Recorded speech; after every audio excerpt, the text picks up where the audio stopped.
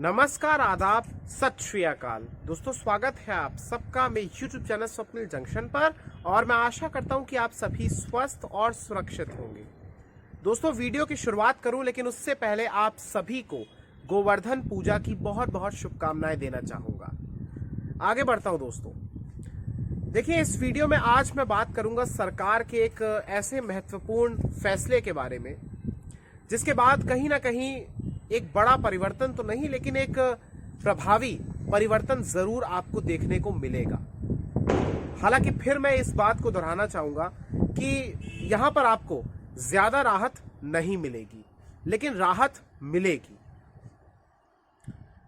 Germany के कुख्यात तानाशाह अडोल्फ हिटलर का एक कथन मुझे याद आ रहा है, उनका एक वाक्य याद आ रहा है जो आज के दौर में बहुत ही ज्यादा प्रासंगिक भी बैठता है, बहुत ही ज्यादा रेलिवेंट बैठता है, बहुत ही ज्यादा रियलिस्टिक भी लगता है। और ये कथन दरअसल इस प्रकार से उन्होंने एक समय पर कहा था कि जनता को इतना निचोड़ दो कि वो अपने आप को जब जीवित रहती है या अपने आप को जितना वो जिंदा ही है तो उसी को वो अपना विकास समझे। यानी जनता को आप इतना ज्यादा पीड़ित कर दीजिए, इतना ज्यादा उस पर जुल्म ढाइए, उसका इतना अधिक उत्पीड़न कीजिए कि फिर वो अपने आप को अगर जीवित महसूस करती है और वो सिर्फ सांस ही ले रही है, केवल सांस ही ले रही है, तो फिर वो उसे अपना विकास समझे। आज के दौर में, मौजूदा दौर में, जहां एक और हम सभी एक कोविड हिट इकोनॉमी में जी रहे हैं, विवश हो चुके हैं, संघर्ष कर रहे हैं, मैन्युफैक्चरिंग सेक्टर हो या फिर अन्य देश के सेक्टर्स हो, कृषि को छोड़कर, तो हर जगह एक प्रकार से जो ग्रोथ है वो नेगेटिव में हुई है। रोजगार नहीं है, बड़ी संख्या में, करोड़ों की संख्या में युवा, जो योग्य युवा हैं, इसमें डिग्रीधारी भी शामिल हैं और वो लोग भी शामिल हैं जिन्हें कोई ना कोई, जिनके पास कौशल है, स्किल है, तो वो तमाम लोग इस समय बेरोजगार हैं। यानी रोजगार की बहुत बड़ी कमी देश में उत्पन्न हो रखी है और जिसका प्रभाव सीधे तौर पर, क्योंकि अगर एक व्यक्ति बेरोजगार होता है, उसके पास कमाई के साधन नहीं होते, तो फिर सीधे तौर पर उससे जुड़े हुए जो लोग होते हैं, उसके बिल्कुल जो करीबी लोग होते हैं, जो परिवार के सदस्य होते हैं, जो उस पर निर्भर होते हैं, उन पर कितना प्रभाव पड़ता है ये सब आप जानते हैं। लेकिन देश जहां एक और जूझ रहा है समस्याओं से, तो उसमें एक ऐसी खबर आती है जो खबर थोड़ी सी आप कह सकते हैं कि राहत की सांस आप कह लीजिए, लेकिन मैं इस शब्द का प्रयोग नहीं करना चाहूंगा कि पेट्रोल सस्ता हुआ है या डीजल सस्ता हुआ है, क्योंकि पेट्रोल और डीजल तो ऑलरेडी महंगा है। छोटी सी बात मैं करूंगा, ज्यादा आपको मैं अंकों के गणित में नहीं फंसाना चाहूंगा और ज्यादा वो लाग लपेट कर मैं बात भी नहीं करूंगा। सरल भाषा में आपसे कहना चाहूंगा कि देखिए, आप सभी जानते हैं कि किस प्रकार से 2020 में जब कोविड आया और उसके बाद से लगातार जो पेट्रोल और डीजल के दाम मई 2020 के बाद से बढ़ाए गए, तो उसके बाद से जनता का तेल वाकई में निकल चुका है। पेट्रोल और डीजल की कीमतों में जो एक प्रकार से एक अप्रत्याशित उछाल आया, सरकार ने जो टैक्सेस बढ़ाए, चाहे फिर वो केंद्र सरकार हो या फिर राज्य की सरकार हो, तो इस प्रकार से बहुत ज्यादा बोझ पड़ा और जनता त्रस्त हो गई। इसी वर्ष की अगर मैं बात करूं सिर्फ 2021 की, तो 2021 में ही आप देखिए कि 26 से 28 रुपए तक पेट्रोल और डीजल के दाम प्रति लीटर बढ़े हैं। और इसमें मैं पिछले वर्ष का ऐड कर दूं तो ये आंकड़ा 30 रुपए के पार हो जाएगा। यानी आप जितना तेल भराते हैं, मानकर चलिए उदाहरण के तौर पर, तो लमसम आप ये मानकर चलिए कि 55 से 60% आप उसमें टैक्स दे रहे हैं और बाकी जो बचा हिस्सा, उतने का आपकी टंकी में, आपके वाहन में तेल डल रहा है। तो अब केंद्र सरकार ने दरअसल दीपावली की पूर्व संध्या पर एक बड़ा निर्णय लिया, एक फैसला किया उन्होंने, और इस पूरे फैसले के पीछे की जो स्टोरी है वो भी मैं आपको, कारण भी आपको मैं बताऊंगा, लेकिन पहले आपको मैं उस निर्णय के बारे में बताना चाहूंगा। वो निर्णय दरअसल ये है कि केंद्र सरकार के द्वारा पेट्रोल और डीजल पर जो एक्साइज ड्यूटी लगाई जाती है, उत्पाद शुल्क जो लगाया जाता है, उसके शुल्क में कटौती की गई है कुछ। अब ये कटौती इस प्रकार से है कि दरअसल पेट्रोल पर प्रति लीटर 5 रुपए घटाए गए हैं और इसके अलावा जो डीजल है उस पर प्रति लीटर 10 रुपए की कटौती की गई है। यानी सरकार अपनी तरफ से ये 5 और 10 रुपए प्रति लीटर पेट्रोल और डीजल पर रेस्पेक्टिवली दरअसल माफ कर रही है और अपने ऊपर अतिरिक्त बोझ ले रही है। जाहिर तौर पर इसका जो एक प्रकार से आप कह सकते हैं कि जो प्रभाव है, जो असर है, वो ये पड़ेगा कि सरकार को, केंद्र सरकार को अकेले 45,000 करोड़ रुपए का राजकोषीय घाटा उनको सहना पड़ेगा। और एक प्रकार से आप ये कह सकते हैं कि अगर पूरे वर्ष की मैं बात करूं तो इसमें सरकार की कमाई में 1 लाख करोड़ रुपए की उससे ज्यादा की कटौती आएगी। लेकिन अगर सरकार पर यह बोझ पड़ रहा है, ये अतिरिक्त बोझ जो पड़ा है, तो क्या हम इसमें जनता के ऊपर जो बोझ पड़ा, जो गरीब और मध्यम वर्गीय परिवारों के ऊपर जो बोझ पड़ा, उनकी जेब पर जो बोझ पड़ा, क्या हम उसको इग्नोर कर सकते हैं? क्या हम उसको नजरअंदाज कर सकते हैं? नहीं। सरकार के पास तो अन्य साधन होते हैं कमाई के, वो और जगह से, क्योंकि आप ये समझिए कि अगर उसने 5 रुपए और 10 रुपए की कटौती की है पेट्रोल और डीजल पर, तो इसका अर्थ ये नहीं है कि सरकार की कमाई के साधन जो स्रोत है उसमें कोई कमी आएगी, ऐसा नहीं है। सरकार के पास टैक्स जुटाने के लिए, पैसे जुटाने के लिए और भी अन्य साधन है। और सिर्फ अगर आप पेट्रोल डीजल की अगर मैं बात करूं तो यहां पर भी इतना ज्यादा इन्होंने दाम बढ़ा दिया था और फिर उसके बाद एक छोटा छोटा एक लॉलीपॉप दे दिया कि 5 रुपए उधर से कम कर दिए, 10 रुपए उधर से कम कर दिए। लेकिन वो जो व्यक्ति है, जो आम जनता है, जो आम उपभोक्ता है, जो ग्राहक है, जो अपने वाहन में पेट्रोल भराता है, उसका बजट तो आपने बिगाड़ कर रख दिया। 100 रुपए से ज्यादा नहीं, बल्कि अब 110 रुपए भी कहीं ना कहीं पहुंच चुका था, बहुत जगह पहुंच गया था। आपको मैं ताजे रेट्स भी बताऊंगा। हालांकि अभी स्थिति ऐसी है कि देश में अभी भी कुछ ऐसे प्रमुख महानगर हैं जहां पर आज भी पेट्रोल दरअसल 100 रुपए के पार बिक रहा है प्रति लीटर, और डीजल भी इसी प्रकार से बिक रहा है। इसके अलावा अगर मैं बात करूं तो कुछ ऐसे शहर भी हैं जहां पर पेट्रोल और डीजल दोनों ही 100 रुपए के नीचे आ गए। वो सूची आपके साथ मैं साझा करूंगा कुछ ही देर में आपसे। लेकिन मेन फैसला यही किया गया है कि दरअसल दीपावली की पूर्व संध्या पर यह फैसला लिया गया, यानी 3 तारीख को, छोटी दिवाली वाले दिन, कि पेट्रोल पर 5 रुपए प्रति लीटर और डीजल पर 10 रुपए प्रति लीटर उत्पाद शुल्क यानी एक्साइज ड्यूटी को घटाया जाएगा।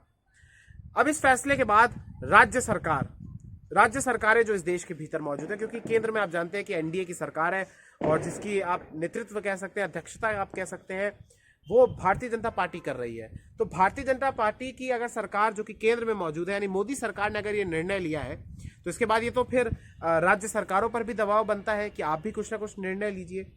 तो मैं आपको वो निर्णय दरअसल बताना चाहूंगा। और इसके बाद जो एक बड़ा प्रभाव जनता के ऊपर पड़ा है वो ये है कि देखिए, जो सरकारें जो चार्ज करती हैं टैक्स फ्यूल पर, ईंधन पर, उसको वैल्यू एडेड टैक्स कहते हैं, यानी वैट कहते हैं। तो भारतीय जनता पार्टी की सरकार जो केंद्र में, उन्होंने जब ये दाम घटाए 5 और 10 रुपया, तो उसके बाद उड़ीसा, मध्य प्रदेश, अरुणाचल प्रदेश, नागालैंड, हिमाचल प्रदेश, कर्नाटक, गोवा, त्रिपुरा, मिजोरम, उत्तर प्रदेश, उत्तराखंड, गुजरात, हरियाणा, राजस्थान, पुडुचेरी, जम्मू कश्मीर, चंडीगढ़, असम, ये वो कुछ ऐसे राज्य हैं और इसमें कुछ और राज्य भी शामिल हो सकते हैं। तो ये जो 1 दर्जन से ज्यादा के करीब के जो राज्य और केंद्र शासित प्रदेश हैं, इन्होंने भी अपने यहाँ वैट को घटाया है।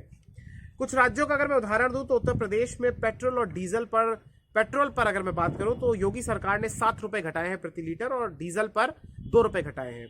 तो इस प्रकार से अगर आप देखें तो यूपी में 12 रुपए की कटौती हुई है पेट्रोल और डीजल पर, तो वहां पर 12 रुपए सस्ता मिलेगा। गुजरात में अगर मैं बात करूं तो यहां पर 7 रुपए की कटौती की गई है पेट्रोल में। बिहार की अगर मैं बात करूं तो यहां पर भी कटौती दर्ज की गई है। असम में भी 7-7 रुपए की दोनों जगह कटौती दर्ज की गई है। त्रिपुरा में भी 7-7 रुपए की दोनों जगह कटौती दर्ज की गई है। गोवा में भी और कर्नाटक में भी 7-7 रुपए दोनों जगह से कटौती दर्ज की गई है। उत्तराखंड में 2 रुपए की कटौती पेट्रोल में की गई है। तो ये तो आपने कुछ ब्यौरा देखा। उड़ीसा की अगर मैं बात करूं तो बीजू सरकार जो है, बीजू जनता दल की जो वहां पर सरकार है, नवीन पटनायक जो वहां के मुख्यमंत्री हैं, उन्होंने भी 3-3 रुपए की कटौती की है पेट्रोल और डीजल के दामों में प्रति लीटर। तो इसके बाद वैट भी घटा है और चूंकि केंद्र ने पूर्व संध्या पर दीपावली की अपना जो एक्साइज ड्यूटी उनको हटाया, तो उसके बाद काफी ज्यादा प्रभाव देखने को मिला है। तो दाम कम हुए हैं। 10 से 15 रुपए का आप ये मानकर चलिए कि फर्क आया है। और आने वाले समय में जब अभी कुछ राज्यों ने अपना आधिकारिक नोटिफिकेशन जारी कर दिया, हालांकि कुछ जगह पर ऐसा अभी भी शिकायतें देखने को मिल रही है कि वहां पर अभी भी मॉडिफाई नहीं हुआ है और चेंजेस नहीं हुए हैं। उम्मीद करते हैं कि जनता को इस तमाम चीज का फायदा जरूर मिलेगा जल्द ही। लेकिन यहां पर जो कुछ कारण है दोस्तों, पहले देखिए, कारणों का जिक्र करना बहुत जरूरी है, क्योंकि देश में दरअसल 3 लोकसभा और 29 विधानसभाओं पर दरअसल उपचुनाव हुए थे अक्टूबर के अंत में। और उसके जब नतीजे आए तो उसके नतीजों में यह साफ हुआ कि दरअसल भारतीय जनता पार्टी को नुकसान झेलना पड़ा है। हालांकि ऐसा नहीं है कि भारतीय जनता पार्टी या उसके घटक दल एक भी सीट नहीं जीत पाए, लेकिन भारतीय जनता पार्टी ने 1 दर्जन से ज्यादा सीटों को गंवाया भी है। और हिमाचल प्रदेश बड़ा महत्वपूर्ण राज्य है और अगले वर्ष वहां पर चुनाव भी होने वाले हैं। इसके अलावा वहां पर आप देखिए कि वहां पर बीजेपी की सरकार है, जयराम ठाकुर वहां के मुख्यमंत्री हैं, और जयराम ठाकुर वहां के मुख्यमंत्री हैं, बीजेपी की वहां पर सरकार है, फिर भी वहां पर जो उपचुनाव के जहां पर वहां पर जो उपचुनाव हुए उसमें जो तमाम सीटें थी, चाहे लोकसभा की हो या फिर विधानसभा की हो, उनमें बीजेपी को शिकस्त झेलनी पड़ी है, पराजय उनको झेलनी पड़ी है। और इसके बाद इसीलिए, और जयराम ठाकुर ने इस बात को स्वीकार भी किया कि महंगाई एक बड़ा कारण है। तो हालांकि इस चीज को माना जा रहा है, क्योंकि देखिए यहां पर आपको इस चीज को महसूस करना होगा कि वोट की चोट बहुत ज्यादा प्रभावी होती है। हिमाचल प्रदेश की अगर सारी सीटों को उन्होंने गंवाया तो जनता ने एक संकेत दिया, या फिर आप देखिए कि देश के कई राज्यों में विपक्षी दल भी जीते हैं, ऐसा नहीं है कि विपक्षी दल नहीं जीते। राजस्थान हो या फिर पश्चिम बंगाल हो, यहां पर विपक्षी दल जीते हैं। तो भारतीय जनता पार्टी को ये संकेत दिया गया जनता की तरफ से कि देखिए महंगाई देश का एक बड़ा मुद्दा है, आम आदमी से जुड़ा हुआ मुद्दा है, जो आपका वोटर है वो इस समय परेशान है, त्रस्त है। तो इसीलिए आप इस संकेत को समझ जाइए, हम आपको वोट नहीं कर रहे हैं। और फिर उसके बाद जब इस संकेत को वो समझे, वोट की चोट उनको लगी, तो उसके बाद आप देखिए कि उन्होंने ये घोषणा की कि दरअसल दाम कम होंगे। और फिर एक प्रतिस्पर्धा शुरू हो गई विपक्षी नेताओं पर, विपक्षी दलों पर भी, जहां भी उनकी सरकार है उन पर भी दबाव बन रहा है, क्योंकि अभी तक मैक्सिमम जो कटौती की खबरें आई हैं वो दरअसल आई हैं भाजपा शासित राज्यों से, एनडीए शासित राज्यों से ही। तो उम्मीद यही है कि दरअसल अब विपक्षी दल की जहां भी सरकारें हैं वहां पर वो चीजें दाम कम करें, क्योंकि राहत सबको एक समान मिलनी चाहिए। एक चीज मैं आपसे और कहना चाहूंगा दोस्तों कि दरअसल इस देश के भीतर जो पेट्रोल और डीजल का ब्रेकडाउन है वही मेरे को लगता है कि बहुत खराब है। और इसीलिए हमेशा पर्सनली मैं इस चीज का समर्थक रहा हूं कि पेट्रोल और डीजल को, यानी फ्यूल को दरअसल आना चाहिए जीएसटी के अंदर, गुड्स एंड सर्विसेज टैक्स के अंदर। अभी तक वो नहीं लेके आ रहे हैं, लेकिन आना चाहिए ताकि इन प्राइसेस में, इन कीमतों में ट्रांसपेरेंसी आ सके और यूनिफॉर्मिटी आ सके। सबसे महत्वपूर्ण बात यह है जीएसटी में शामिल करने को लेकर अभी भी विवाद है, अभी भी आशंकाएं, असमंजस है, और कहीं ना कहीं ये लोग बचने का देखते हैं उस चीज को, क्योंकि आप भी जानते हैं कि चाहे केंद्र सरकार हो या फिर राज्य की सरकार हो, इनकी जो कमाई के स्रोत हैं उसमें सबसे बड़ी भूमिका इनडायरेक्ट टैक्सेस की होती है। उसमें सबसे बड़ी भूमिका आप कह सकते हैं कि पेट्रोल और डीजल से होने वाली कमाई से होती है, जो ये एक्साइज ड्यूटी, वैट वगैरह लगाते हैं, इससे कमाई होती है। फिर इसके बाद ये जो आपको शराबें पिलाते हैं, मधुशालाएं खोल रखी हैं जो इन लोगों ने, उससे होती है। फिर इसके बाद कॉर्पोरेट टैक्सेस का नंबर आता है, और ये सब तमाम और भी चीजें होती हैं डिसइन्वेस्टमेंट करके। इन सब चीजों पर मैं अभी आज एक्सप्लेन नहीं करूंगा, लेकिन देखिए पेट्रोल और डीजल का जो ब्रेकडाउन होता है वो ऐसे होता है कि उसमें एक तो बेस प्राइस होता है, वो बेस प्राइस पे अगर आपको पेट्रोल मिलने लग जाए तो फिर क्या ही खुशहाली आ जाएगी। लेकिन उस पर फिर फ्रेट का कुछ चार्ज लगता है, उस पर डीलर का कमीशन लगता है, उस पर डीलर को अतिरिक्त पैसा दिया जाता है जो कि एक्सक्लूडेड होता है वैट और आपका एक्साइज ड्यूटी से। फिर उसमें वैट और एक्साइज ड्यूटी लगाकर उसमें वो बहुत ज्यादा कीमत हो जाती है। आप देखिए ना, 32-33 रुपए केंद्र लेती है आपसे, लेती थी, बल्कि अभी तो कटौती की गई है कुछ रुपयों की। और जो सरकारें हैं वो भी 23 से 26-27 रुपए के बीच वो लोग कहीं ना कहीं लेते थे। यूनिफॉर्मिटी नहीं थी, तो अभी भी खैर यूनिफॉर्मिटी नहीं है। तो इस चीज को बहुत जरूरत है कि दरअसल जीएसटी के अंदर वो आए और एटलीस्ट एक बेस उसका सेट हो। अच्छा, अब मैं आपको दोस्तों एक चीज और बताना चाहूंगा कि दरअसल इस खबर से थोड़ा सा मैं हटूंगा और एक अलग सी खबर के बारे में बताता हूं, फिर आपको मैं दामों के बारे में जिक्र करूंगा। देखिए, एक और खबर आई दरअसल उस दिन ही, दीपावली की पूर्व संध्या पर, और ये खबर है कि दरअसल विश्व स्वास्थ्य संगठन यानी डब्ल्यूएचओ ने हमारी जो कोवैक्सीन है, जो कि भारत बायोटेक द्वारा जो निर्मित है, स्वदेश में निर्मित जो वैक्सीन है, उसको दरअसल आपातकाल उसके इस्तेमाल की मंजूरी दे दी है।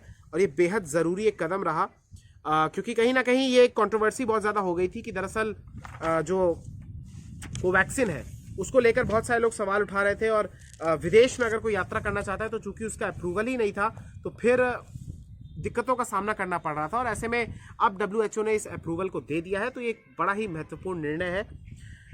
तो ये एक बड़ी खबर आई दोस्तों, लेकिन इसके साथ ही अब मैं आपको कुछ शहरों के दाम बताना चाहूँगा जो बेहद ज़रूरी है आपके लिए जानना। देखिए, अगर मैं बात करूं कि पेट्रोल और डीजल के दाम कहां कहां पर, अभी आज की अगर डेट में बात करूं तो कहां कहां पर 100 के नीचे है, तो आप देखिए कि लखनऊ में 95 रुपये 28 पैसे का बिक रहा है पेट्रोल, जबकि डीजल 86 रुपये 8 पैसे का बिक रहा है। चंडीगढ़ में 86 रुपये 80 पैसे का, माफ कीजिएगा, चंडीगढ़ में 94 रुपये 23 पैसे का पेट्रोल बिक रहा है प्रति लीटर और डीजल 80 रुपये 90 पैसे का बिक रहा है। देहरादून में 99 रुपये 41 पैसे का, यानी 100 से कुछ कम, और 87 रुपये 56 पैसे का डीजल प्रति लीटर बिक रहा है। शिमला में 95 रुपये 78 पैसे का पेट्रोल प्रति लीटर और 80 रुपये 35 पैसे का डीजल। रांची में 98 रुपये 52 पैसे का पेट्रोल प्रति लीटर और डीजल की अगर मैं बात करूं तो ये बिक रहा है 91 रुपये 56 पैसे का। अब कुछ ऐसे शहरों का जिक्र करना चाहूंगा जहां पर पेट्रोल अभी भी आज की डेट में भी डीजल और पेट्रोल 100 रुपए से ज्यादा है। तो ये है दरअसल दिल्ली में 103 रुपये 97 पैसे का और 86 रुपये 67 पैसे का डीजल वहां पर बिक रहा है। चेन्नई की अगर मैं बात करूं तो 101 रुपये 40 पैसे का पेट्रोल प्रति लीटर, जबकि डीजल 91 रुपये 43 पैसे का, यानी 43 पैसों का बिक रहा है प्रति लीटर। कोलकाता में 104 रुपये 67 पैसे का और 89 रुपये 69 पैसे का बिक रहा है। 79 रुपये माफ कीजिएगा 89.79 रुपीज का दरअसल ये बिक रहा है वहां पर। पटना में 105 रुपये 90 पैसे का पेट्रोल बिक रहा है प्रति लीटर और 91 रुपये 9 पैसे का बिक रहा है डीजल। मुंबई में 109 रुपये 98 पैसे का पेट्रोल प्रति लीटर बिक रहा है, जबकि डीजल बिक रहा है 94 रुपये 14 का। तो ये कुछ आपको मैंने शहरों का जिक्र किया। तो अब बहुत जरूरी हो जाता है, देखिए दोस्तों, कि आज भी दाम ज्यादा है, अभी भी दाम ज्यादा है और पेट्रोल और डीजल के दाम बढ़ने से सीधा प्रभाव आप जानते हैं कि गैस की कीमतों में पड़ता है, जो कि इस समय सिलेंडर किस दाम पर बिक रहा है, एलपीजी का, चाहे घरेलू हो चाहे व्यावसायिक हो, आप सभी जानते हैं। फल सब्जियां सब महंगी है। इस देश में मोदी सरकार पे मुझे आज भी ये संशय है कि क्या वो इकोनॉमी को चला सकते हैं, क्योंकि एक चीज तो मैं समझ चुका हूं कि ये लोग कुप्रबंधन करने में, प्रचार तंत्र को कैसे अपने हित में लेकर आना है और किस प्रकार से एक प्रोपेगेंडा करना है, किस प्रकार से ध्रुवीकरण करना है, उसमें तो ये लोग सक्षम है और योग्य है और इनका कोई सानी नहीं है। लेकिन क्या ये इस देश की अर्थव्यवस्था को चला सकते हैं, इस पर आज भी एक बहुत बड़ा प्रश्न चिन्ह है। और देश हित की अगर मैं बात करूं तो यही सवाल है कि क्या ये लोग वाकई में इस देश को संभाल सकते हैं, इस इकोनॉमी को संभाल सकते हैं। क्योंकि आज इन्होंने मान लीजिए 5 और 10 रुपए की कटौती की, लेकिन क्या गारंटी है कि भविष्य में ये दाम नहीं बढ़ेंगे। क्योंकि 2020 में ये लोग, 2014 में जब ये लोग आए थे तो इनका एक ही नारा था कि बहुत हुई महंगाई की मार, अब की बार मोदी सरकार। तो वही अगर मोदी सरकार जब आ जाती तो इनको क्या हो जाता है। और यहां पर सवाल राज्य सरकारों पर भी उठता है कि आखिर वो किस शुभ मुहूर्त का इंतजार कर रहे हैं। अगर वो सभी ट्विटर पर आकर एक प्रकार से आरोप लगाते हैं, सरकार को घेरते हैं, तो फिर उनको भी अपने गिरबान में झांकना चाहिए और शीघ्र अतिशीघ्र जनता को लाभ पहुंचाना चाहिए। As far as Janata is concern, देखिए जनता के सामने चीजें बहुत सारी हैं। जनता को मूर्ख बनाया जाता है, जनता को ही शोषित किया जाता है और फिर उन्हीं से पैसा लिया जाता है। और फिर ये नेता अपने भाषण में कह देते हैं कि हमने मुफ्त में टीका लगा दिया, हमने मुफ्त में अनाज दे दिया, हमने सड़कें बना दी। कोई भी चीज मुफ्त नहीं होती, आप ये बात समझ लीजिए। सरकार की कमाई का 60 से 65% हिस्सा जो आता है वो उन टैक्सेस से आता है जो आप चुकाते हैं, और 18% के करीब उन अमीर घरानों से आता है जो कॉर्पोरेट टैक्सेस होते हैं। तो आप देखिए कि बड़ा जो सरकार की कमाई का जो स्रोत होता है, इसकी जो हिस्सेदारी होती है, वो आप और हमारी कमाई से ही आती है, हमारी जेब से ही आती है। और उन्हीं का बजट बिगाड़ कर सरकार क्या साबित करना चाहती है। दोगलेपन की आप पराकाष्ठा को देखिए ना। आप ये समझिए कि आखिर ये लोग अपनी तिजोरी भरते हैं, यात्राएं करते हैं, महंगे कपड़े पहनते हैं, स्टाइल बदलते रहते हैं, और जनता के पास वाकई में अपने गुणवत्तापूर्ण भोजन लेने के और अपने शौक पूरे करने के लिए, बुनियादी चीजों को पूरा करने के लिए भी आज उनको जूझना पड़ता है, आज उनको संघर्ष का सामना करना पड़ता है। उम्मीद यही है कि चीजें बदलाव की तरफ बढ़े, अन्यथा जनता की पावर का एहसास जनता को ही नहीं है, ये बात तो हम सबको दिख गया। लेकिन एक छोटा सा आप देख लीजिए ना कि इस देश में वोटर की पावर क्या है और वैक्सीन